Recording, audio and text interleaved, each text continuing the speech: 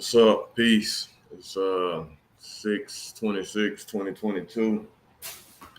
Today, as you can see, I'm just covering a few stories about different individuals across America that have been killed basically for being in possession of cannabis, something that's creating millionaires and billionaires every day. And I'm also going to talk about my personal experience with cannabis prohibition.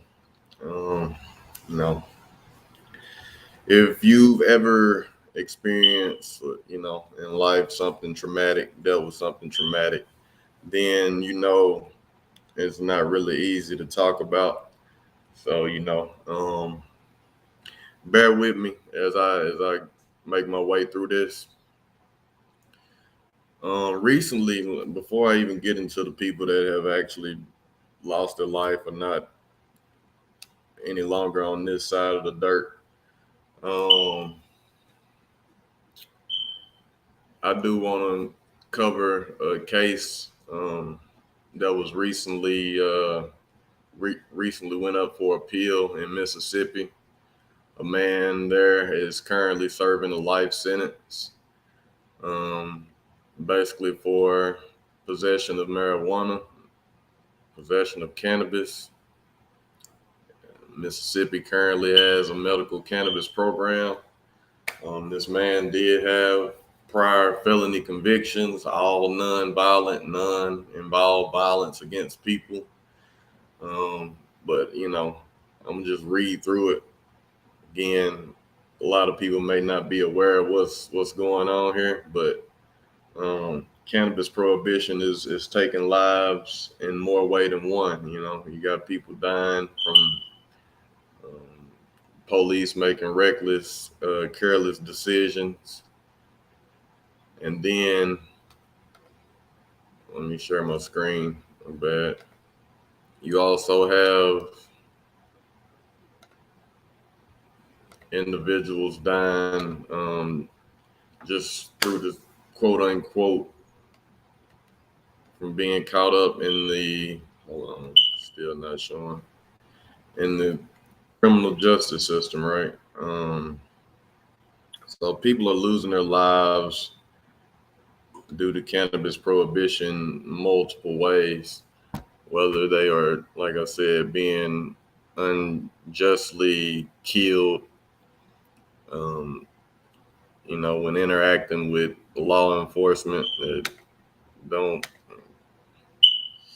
I don't know. I don't even know what it is. I don't know if training could improve outcomes in these situations or what, but you know, people that are in uniform and claiming to protect and serve or killing people simply because they're in possession of cannabis, basically.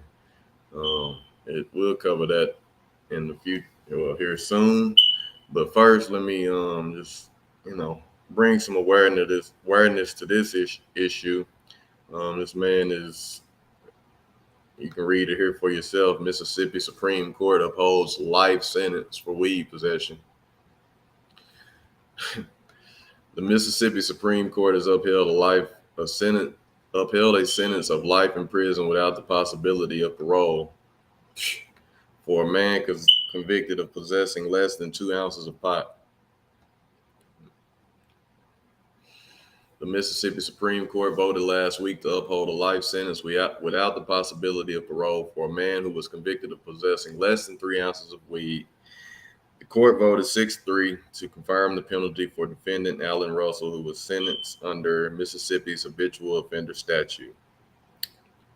Because the trial judge followed the law to the letter, we affirm, Justice Robert P. Chamberlain wrote in the majority opinion quoted by the Polk Times, the trial judge did not have the sentencing discretion in this case.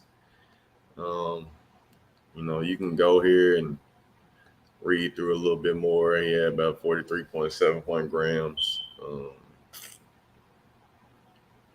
or something. And then, just simple cannabis possession, nothing major. Normally, a conviction on such a charge would carry a sentence of up to 3 years in prison. Come on now. But this man is serving a life sentence instead. But Russell, who was also charged with being a violent habitual offender, but Russell was also charged with being a violent habitual offender, subjecting him to a mandatory life sentence without parole upon conviction. Now,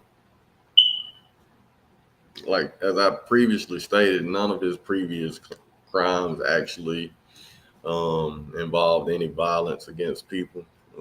Briefly cover that.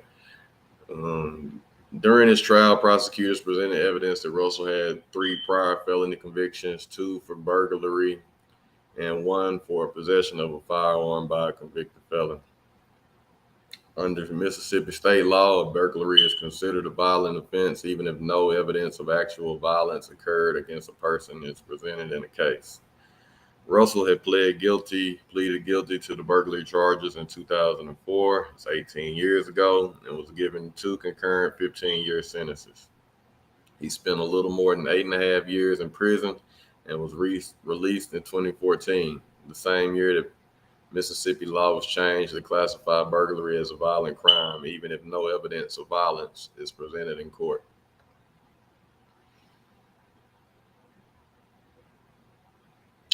Jury found Russell guilty of the possession charge in 2019, and the court found that he was a violent habitual offender under the law, sentencing him to life behind bars.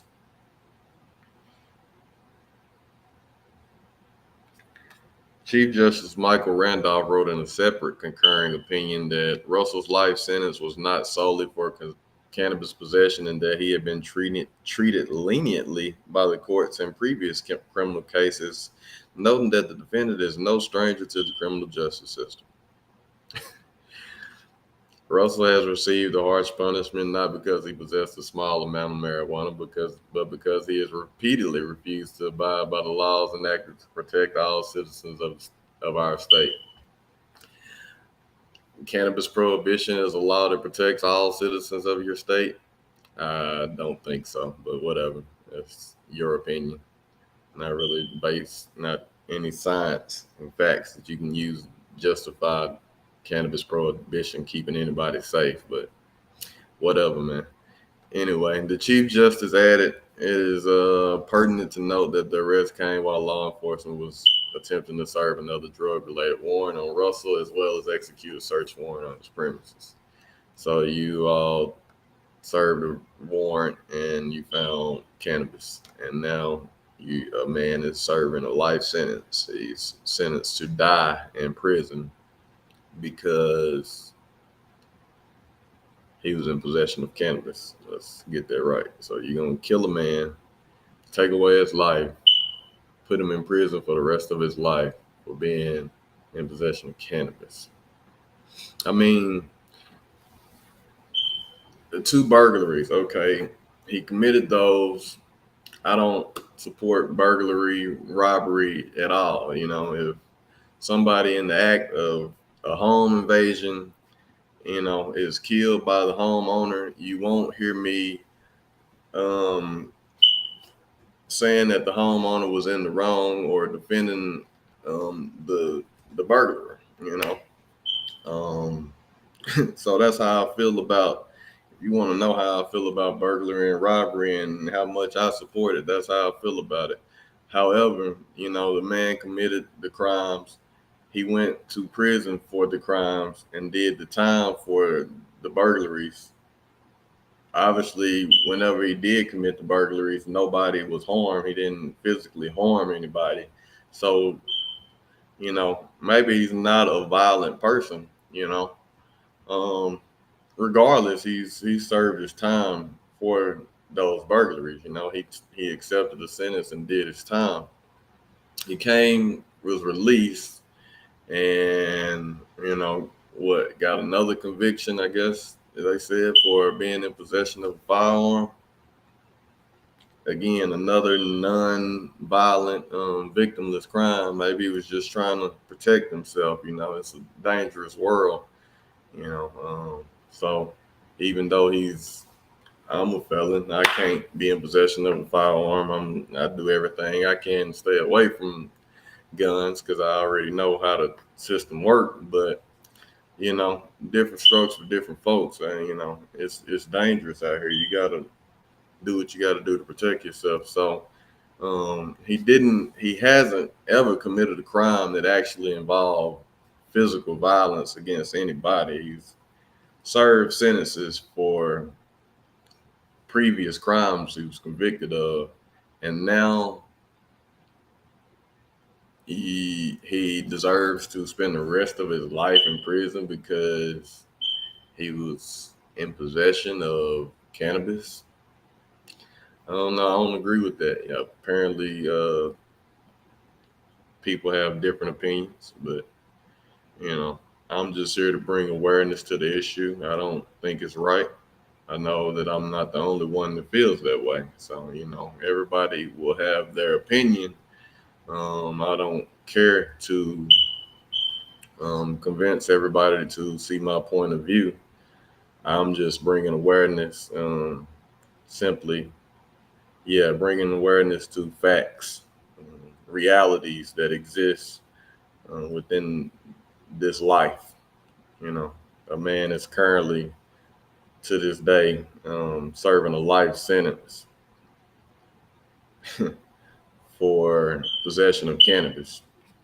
A petition on change.org organized by the group Check Your Privileges calling on Mississippi Governor Tate Reeves to commute Russell's life sentence. As of Tuesday, the petition had garnered more than 100,000 signatures.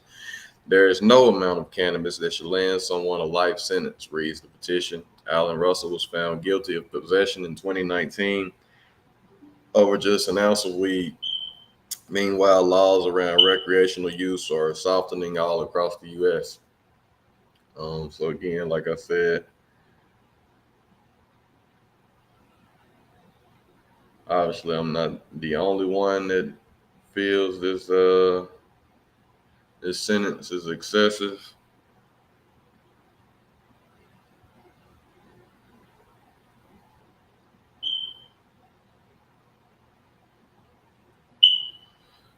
And even some of the judges, obviously, this wasn't a unanimous decision. Obviously, some of the judges on the Supreme Court actually thought that he deserved to have his sentence reduced. I'm trying to read some of their commentary. Here you see Justice Josiah Coleman wrote in a dissenting opinion that Russell has been poorly treated by the courts. He noted that there is uncertainty regarding Russell's criminal history, writing that burglary was not considered a per se crime of violence until state law was changed in 2014. The defendant pled guilty to 2 counts of burglary in 2004, 10 years after the change. But burglary was only considered a crime of violence if actual violence took place during the burglary before the law was changed. The dissenting judges questioned if Russell actually had a violent criminal history. Prior to July 1st, 2014, burglary was only considered a crime of violence if actual violence took place during the burglary, reads the dissenting opinion. And we do not know whether Russell's burglaries involved actual violence, but the fact that he was allowed the opportunity by the sentencing court to participate in the regimented inmate discipline program tends to indicate they did not. So that was an opinion written or expressed by a judge that actually voted against upholding his life sentence.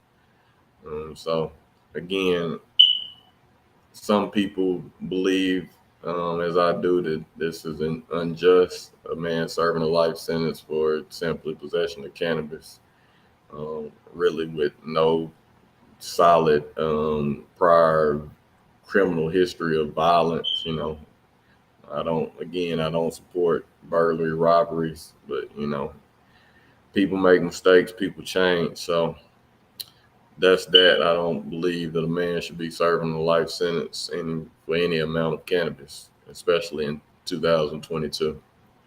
And I've discussed why in other videos. I'm not going to go into that now. But let's just go on to other people that have actually, that don't have an opportunity to appeal the courts and, gather the support of the people and, be with us today on this side of the dirt or this side of the fence.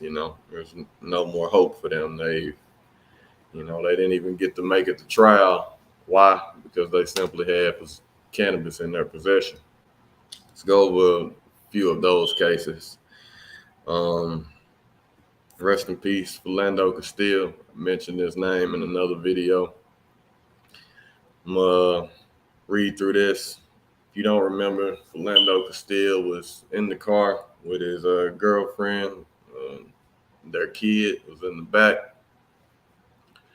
An officer pulled him over for some type of traffic violation. This was broad daylight. And, Philando Castile was a registered gun owner. He made mention of this to the officer. And shortly afterwards, he was killed again in broad daylight in front of his girlfriend and kid. So, if you didn't know, let's just go over that briefly and read and get an insight of the officer that killed him, his rationale for doing so. Officer who shot Philando Castile said smell of marijuana made him fear for his life. Really? You killed a man because you smelled weed, and smelling weed made you fear for your life? I don't know. You might be in the wrong profession, but whatever. It's I don't know. The officer who fatally shot Philando Castile during a traffic stop last year told investigators that the smell of burnt marijuana in Castile's car made him believe his life was in danger. I thought I was going to die, Officer Geronimo Yanez or whatever told the investigators from Minnesota Bureau of Criminal Apprehension 15 hours after the shooting. I thought if he has the guts and the audacity to smoke marijuana in front of a 5-year-old girl and risk her lungs and risk her life by giving her secondhand smoke, and the front seat passenger doing the same thing, then what care does he give about me? And I let off the rounds, and then after the rounds were off, the little girls were screaming. What? Come on, bro. Like, how you, what? Because you smell marijuana, you assume that he was smoking. You assume that he was smoking in front of these people because you smelled marijuana. And then that assumption led you to fear for your life and kill a man? Because you smell cannabis? You kill a man. And this dude is walking around free today. And a man is dead over cannabis.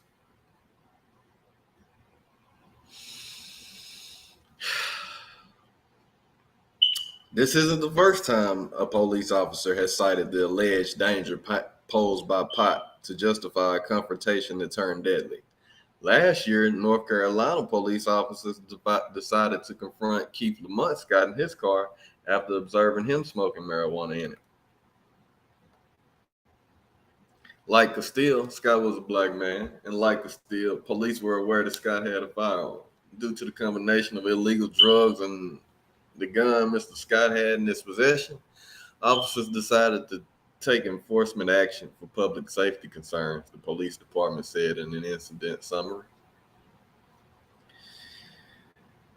But officers' claims of safety concerns about marijuana are difficult to reconcile with what researchers know about the effects of marijuana use. Numerous studies have demonstrated that marijuana tends to decrease aggression in people under its effects. Both drug policy experts and the general public rate marijuana use as less harmful to individuals and society than the use of most other drugs, particularly alcohol. Yanez's statement is somewhat puzzling, conflating secondhand smoke exposure with clear and present danger to an officer's life. I don't, So these are two different individuals that here in this article mentioned that had their lives taken from them. Didn't even have, didn't even enjoy. I mean, I can't even say enjoy because it's surely not an enjoyable experience. But didn't even have the right or the opportunity to argue their case or defend themselves at trial. They were killed in the streets right on the spot simply because people sworn to protect and serve killed them because they perceived them to be dangerous because they were in possession of cannabis. Cannabis prohibition needs to end. It has cost too many lives already. This Philando Castile situation happened in 2016. This article here, I guess it didn't end up actually going to trial, making it to trial. And this article here it was posted June 21st, 2017.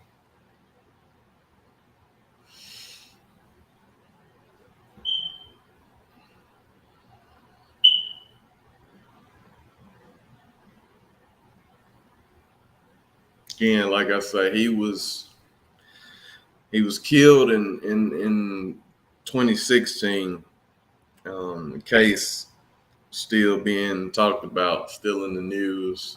The trial was just beginning in 2017. And like again, this article was posted on June 21st, 2017. So I'm just giving you a timeline of events for a reason. I was arrested in August of 2017, exactly about 2 months after this article was posted about an officer getting off for killing a man in broad daylight simply because he smelled cannabis and feared for his life. You might see where I'm going here. Um, and again, this was posted 2 months before my arrest.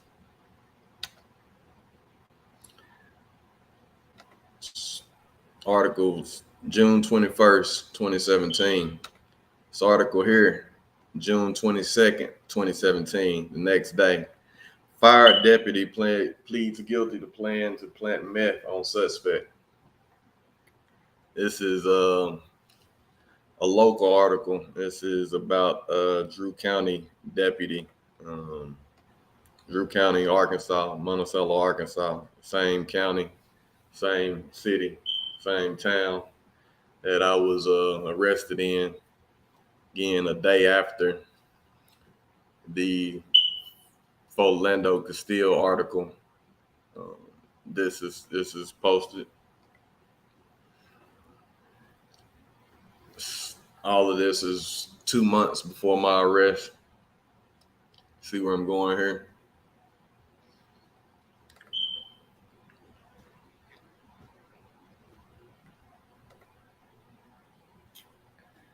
Um, you know,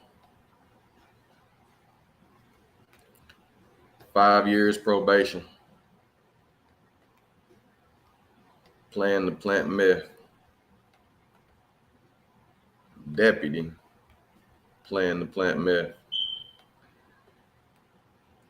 5 years probation, not killed without going to trial, none of that, 5 years probation.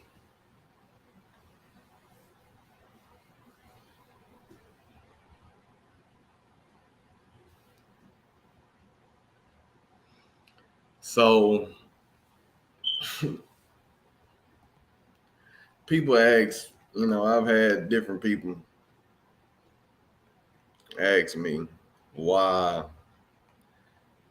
did I not stop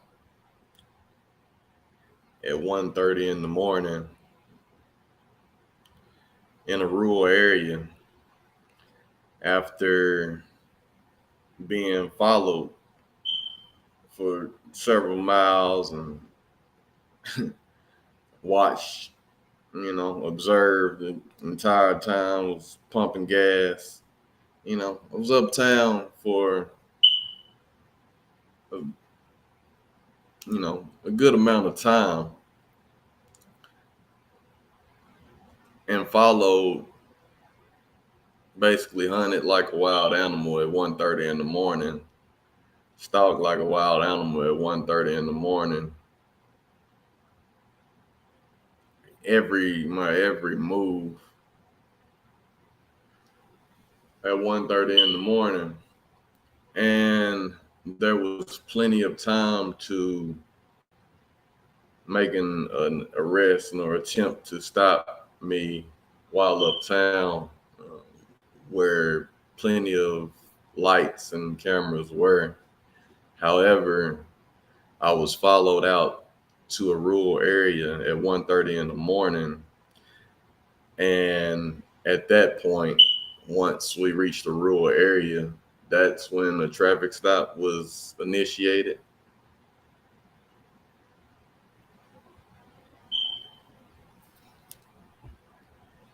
2 months before this, an officer is released, found not guilty for killing a man in broad daylight, simply because he feared for his life because he smelled cannabis. 2 months before this, an officer pleads guilty to planning to plant meth on somebody. An officer from the same department, same town, that's attempting to stop me at 1:30 in the morning while not stopping me uptown where ample lights and cameras are. And so, I mean, figure out for yourself why I chose not to stop, you know.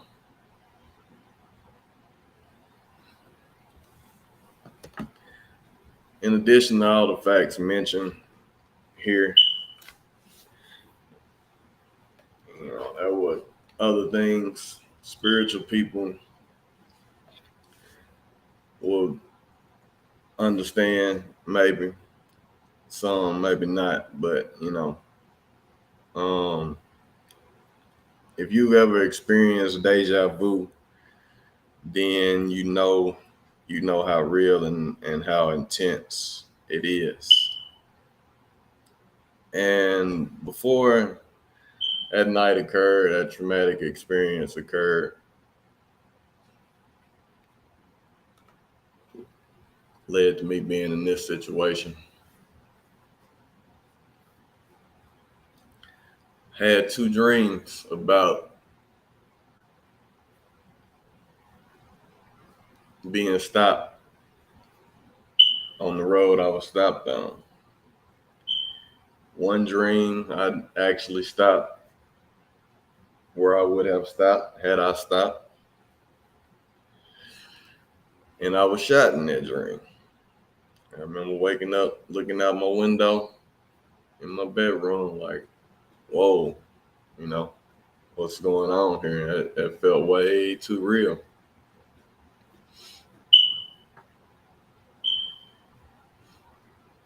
Remember another dream had about being stopped on that road. And in that dream, I didn't stop. And it ended with, me looking at a whole bunch of blue lights in a wrecked car. And how did the other decision, or the decision that I ended up making, how did it end? Me looking at a lot of blue lights in a wrecked car.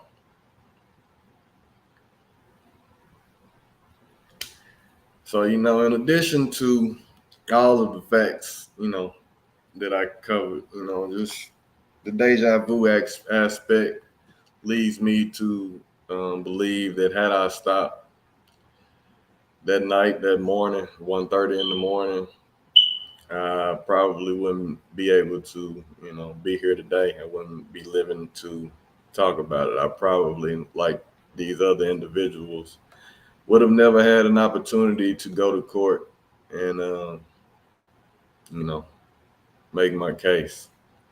But rest in peace to Philando Castile.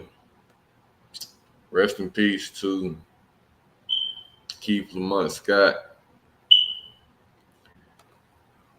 Free Alan Russell. And release all cannabis prisoners across the world. Cannabis prohibition has caused enough harm.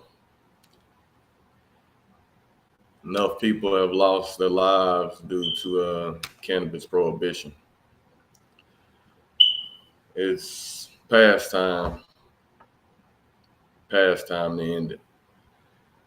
I'm doing what I can. I'm asking you to do your part. Check out releasecannabisprisoners.org. Peace.